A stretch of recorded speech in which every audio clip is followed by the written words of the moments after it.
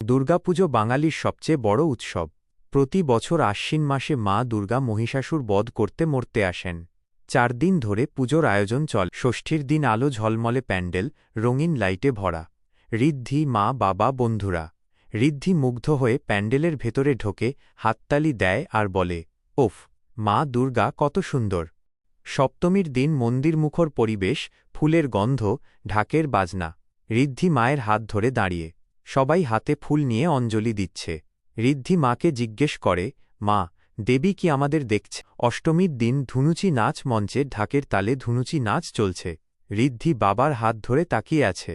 বাবা সাহস করে ধুনুচি হাতে নাচ শুরু করে। ঋদ্ধি খুশিতে লাফায় আর হাততালি। নবমীর দিন প্যান্ডেলের বাইরে ফুচকা, চাউমিন আর আইসক্রিমের দোকান। ঋদ্ধি ও তার বন্ধুরা মিলে খাওয়া দাওয়া করছে।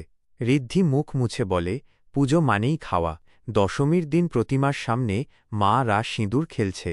ঋদ্ধি পাশে দাঁড়িয়ে দেখছে। মায়ের গালে সিঁদুরের লালচে দাগ দেখে ঋদ্ধি বলে, মা, তুমি তো দেবীর মতো দেখাচ্ছ। বিসর্জনের দিন ট্রাকে প্রতিমা, সবাই বলো দুর্গা মাই কি জয় বলছ। ঋদ্ধি সবার সাথে হাঁটছে।